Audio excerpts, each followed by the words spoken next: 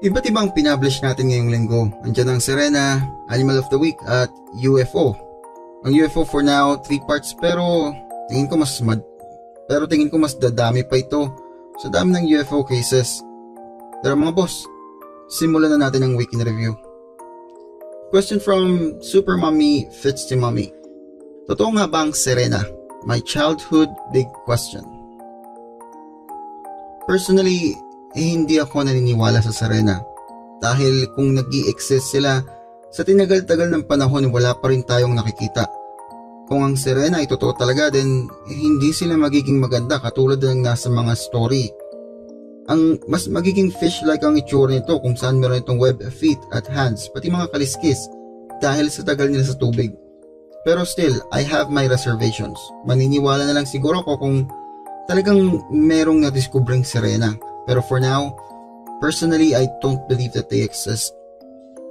From Mabalasik Gaming. Boss, dati meron akong napanood na nag-explore sila sa pinakailalim ng dagat tapos merong isang Serenang dumaan at hinawakan yung salamin ng submarine nila. Dito din sa YouTube ko napanood yun. Tunay talaga mga Serena kaso yung itsura nila para silang alien. Actually boss, ito yung sinasabi mo diba? Itong nakikita mo ngayon sa video. Ito kasi boss yung sa Animal Planet. Mermaids, the body found. Actually, ang mga ganitong palabas ang nagsisimula ng conspiracy. Bakit kamo? Sa sobrang galing ng pagkakapaliwanag ito, talagang mapapaniwala ka na totoo nga sila. Sa katunayan, ang NOAA nakatanggap ng maraming tawag patungkol dito. At ang iba nagsasabi nagsisinungaling daw ang NOAA. Kesyo tinatago daw ang existence ng mermaids. See the trend mga boss? Parang nasa lang. Well boss, yung napanood mo is fake. Gumawa sila ng hypothesis patungkol sa aquatic ape. Ito yung mga sinaunang species kung saan mas pinili ng mga ito na manirahan sa tubig kesa sa lupa. Sa katunayan, noong pinalabas ito, gumawa pa ang Animal Planet ng fake website na tinawag na BelieveInMermaids.com at kunwari ito daw ay blinak ng US Department of Justice at Homeland Security. Pero syempre, tagumpay ang Animal Planet dito. Sa katunayan, itong pinaka-pinanood at inabangan ng mga tao.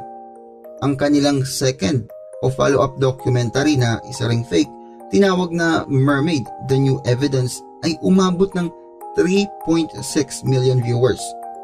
At mas lalo pa nitong pinaniwala mga taong nauna nang naloko sa first documentary nila.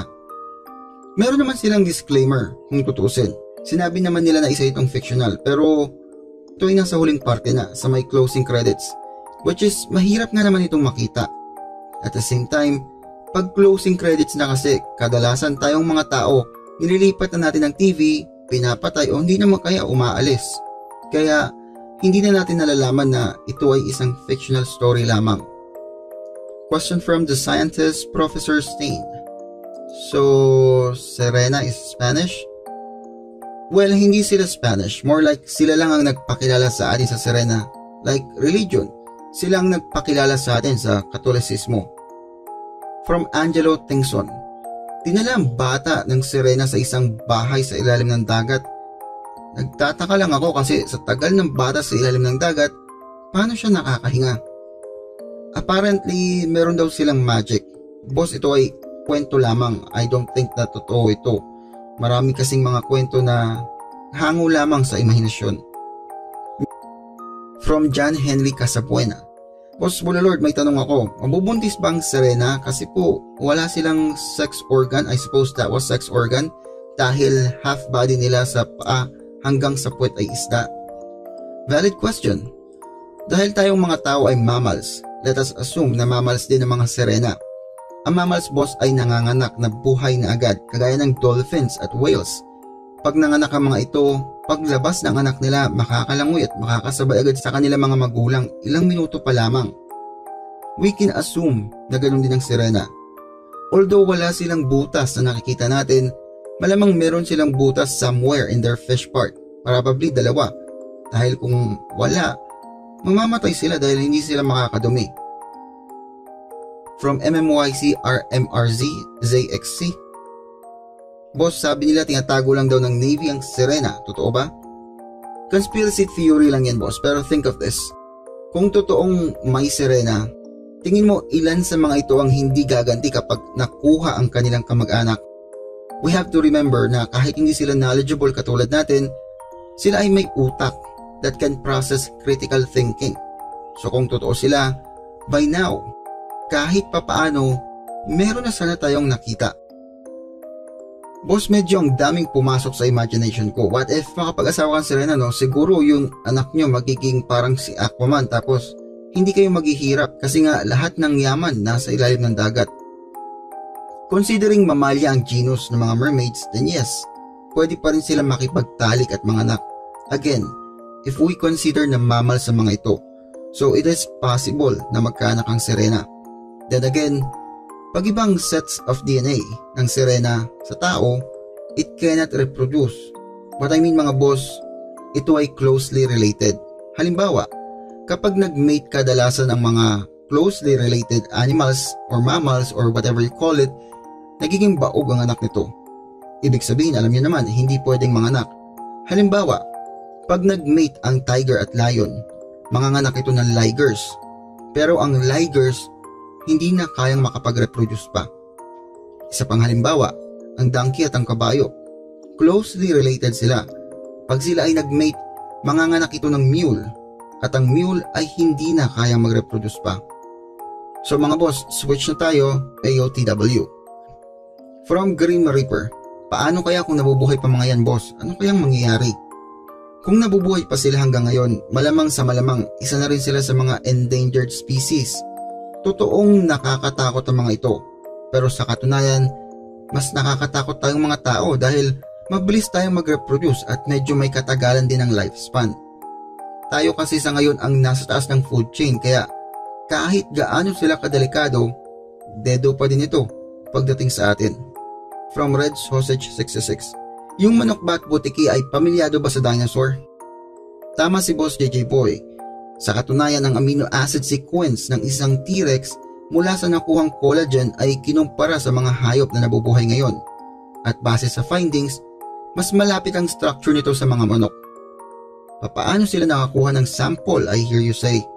Well, ang mga scientists ay nakahukay ng isang buto ng binti ng T-Rex. Sa buto nito, may naiwan pang mga collagen. Ang collagen ay ang main ingredient ng mga connective tissues sa mga hayop katulad ng ligaments, tendon, buto at ngipin. Kung papaano sila nag-evolve is still being studied. I just want to clarify na as of now, hindi confirm na ang manok ay evolution ng dinos. Closely related lang po sila. Kung sila nga ay evolution ng mga dinos, then hanggang ngayon hindi pa rin nakikita ang missing link na mag-uugnay sa dinos at chicken bilang evolutionary pattern. Medyo konti lang pero let's switch to UFO. From Nelmar Garcia, hindi lang tayo ang tao sa universe. Kung ang Earth ay may humans, ang ibang planeta for sure may nabubuhay din. Yes boss, it is possible. Kagaya nga nang dinaskas ko dun sa Fermi Paradox kung napanood mo, may mga posibleng dahilan kung bakit wala pa rin tayong contact. Posibleng masyado silang advanced para sa atin at wala pa tayong technological advancement na kagaya nila. Posible ding ang mga nakatira sa mga exoplanets ay mga unintelligent life. Pero personally, I believe na meron talaga. Biruin mo ba naman kasi millions of billions of planets na andito, wala kahit isang intelligent life form? Parang napaka-imposible naman yata. Isa pa, ang main ingredients ng life ay carbon, hydrogen, nitrogen, oxygen, phosphorus at sulfur. Para sa mga species natin yan ha, karamihan sa mga dito ay available sa space. From J. Garcia. Nice video improvement. Buti na alis na yung recap pati yung conspiracy and yung parental advisory. Mas okay panoorin kapag ganito at direct to the point. Actually boss, meron pa ring recap sa mga ibang videos. Ang recap kasi parang summary na nag-discuss para din magsilbing follow-up. Kasi nga yung iba, kadalasan ang mga info naririnig, nawawala agad sa isip. So yung recap ang nagsisilbing follow-up para sure talaga na maintindihan nila. Regarding naman sa advisory, usually nilalagay ko yun lalo na pag yung topic medyo mainit, katulad ng flat earth, katulad ng Butchegi Mountain, maglalagay din ako ng advisory doon kasi hindi pa sila proven. I mean, may mga naniniwala pero ang video kasi na gagawin ko is explanation, so posibleng magkaroon din ng spark para sa mga tao or idea na baka nga totoo yun. So kaya naglalagay ako ng advisory. At the same time, hindi naman kasi lahat subscribers kaya naintindihan na ito ay information na lamang. So kailangan ko talagang ilagay yun. Hope you understand, boss. From Malupit HD. Pansin ko lang laging US ang bida pagdating sa mystery tulad ng aliens, Bigfoot, Megalodon at iba pa. Mas advanced kasi sila sa technology at mas maraming researchers at scientists. Kaya maraming discovery. Pero ang mga discovery naman nila kagaya ng Megalodon may evidence. Now we go to the mystery or conspiracy. Bakit nga ba mas marami sa kanila? There's only one answer. Video. Mahilig mag-video ang mga kano. At ang video na ito ang nagiging dahilan ng mga alleged creatures o UFO na nakikita. Tingnan mo dito sa atin. Maraming naniniwala na may aswang. Pero kakaunti pa lang ang alleged video.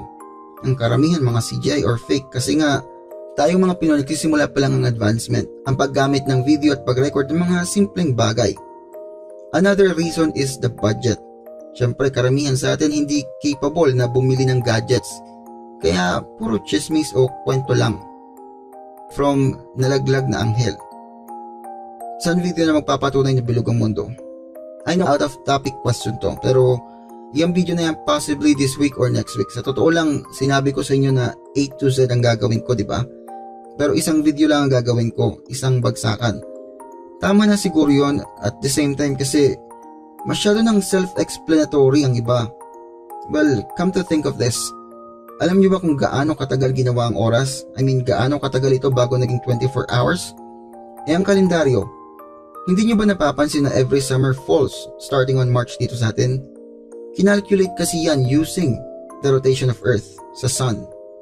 Yun palang self-explanatory na nabilog ang mundo. As flat earthers kung papaano ang calendar na nag-work sa kanila. Ang leap year, 99% hindi nila masasagot yan. 1% gagawa sila ng story. Hindi ko nababasahin ang comment ni Boss Bagsik Boto and very informative to. Mahaba siya pero informative.